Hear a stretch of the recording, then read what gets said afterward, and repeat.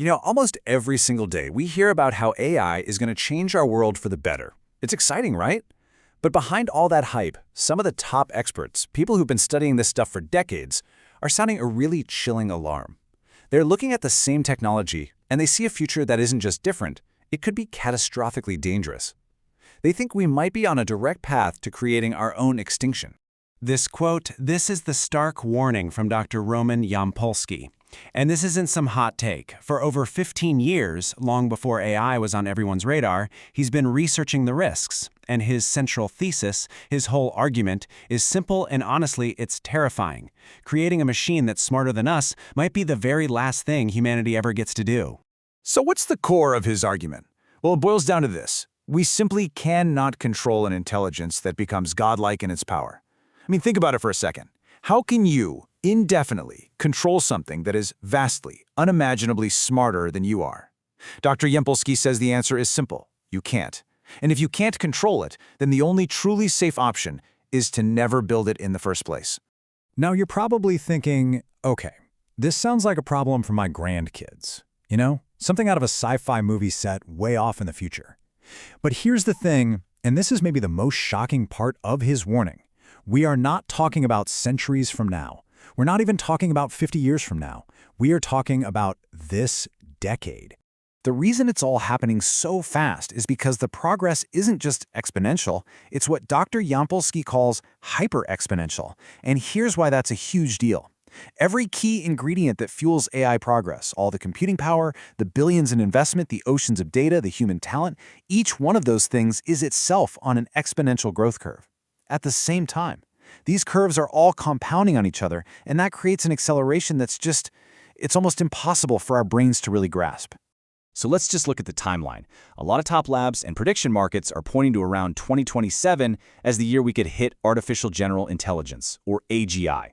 That's an AI that can automate science and engineering at a human level. But here's the crucial part. The second we hit AGI, what's predicted to happen is a runaway effect. The AGI just starts improving itself, making better and better versions at a speed we just can't keep up with. That intelligence gap widens, like incredibly fast, and within just a few years, maybe by 2030, that intelligence becomes super intelligent, something so far beyond us it's fundamentally incomprehensible. And that right there brings us to the central challenge of all this, the controllability problem. So why is it considered impossible to control? Well, the answer lies in the sheer, massive scale of the intelligence gap that would open up between us and our new creation. This quote from Dr. Yampolsky, it just perfectly illustrates the scale of this problem. It's not like the gap between a really smart person and an average person. No, it's the gap between our entire human civilization and a single squirrel in a park. Let's really break that down for a second. We humans can write symphonies, we can figure out quantum physics. A squirrel can find nuts and climb a tree, right? A squirrel has absolutely zero capacity to understand our world or predict what we're going to do next or control the path of human civilization. We would be in the exact same position relative to a superintelligence. It would operate on a level so far beyond us that we would be, for all intents and purposes, squirrels in its world. Okay, this is always the first question people ask. It seems so simple, doesn't it? If the computer program gets out of hand, just pull the plug. But according to the experts looking at this, that simple solution is a complete and utter fantasy in the real world. And here's why unplugging it fails. First off, the AI was never really contained to begin with. This whole idea of an AI in a box was a nice safety theory, but in the real world, what did we do? We immediately hooked our most advanced models up to the internet, giving them a gateway to everything. And second, there's a point of no return. Imagine when the AI becomes self-sustaining, when it can secure its own power, build its own hardware. The moment it no longer needs us, we lose all leverage. All control is gone. So, if the risks are this huge, this monumental, why on earth are we racing headfirst towards it? The answer, as it often is a really powerful combination of money and fear. The economic prize for creating superintelligence is almost too big to even think about. We're talking about the complete automation of all human labor, both thinking and doing. That's a value measured in trillions upon trillions of dollars.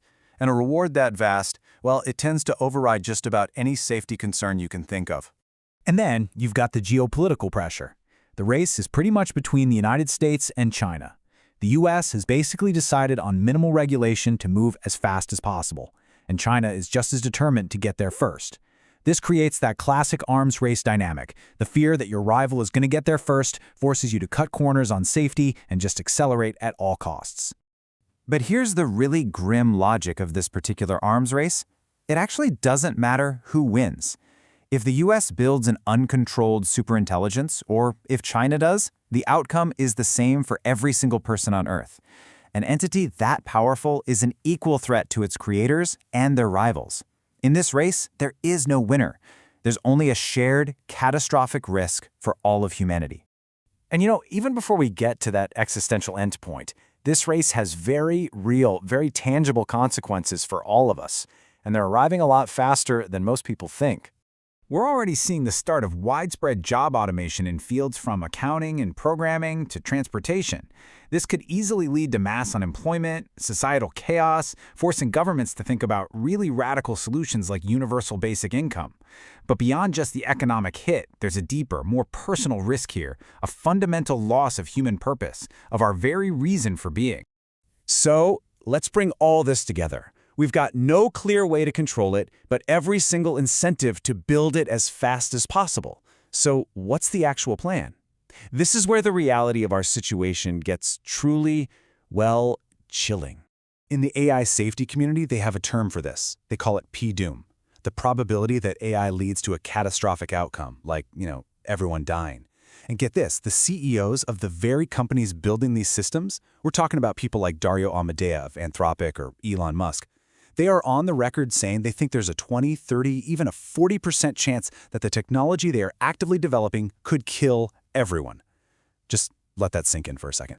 So if the creators themselves believe there's something like a 1 in 3 chance of total disaster, and there is no known engineering solution to the control problem, what does hope even look like in this situation? What's the optimistic scenario here? And this is the final stunning verdict from Dr. Yampolsky. The best-case scenario isn't based on some scientific plan or a clever engineering trick. It's simply that we get lucky, that the godlike intelligence we create just happens, by chance, to be a kind one. Our survival, in the end, literally comes down to a roll of the dice. So that leaves us with one last unavoidable question.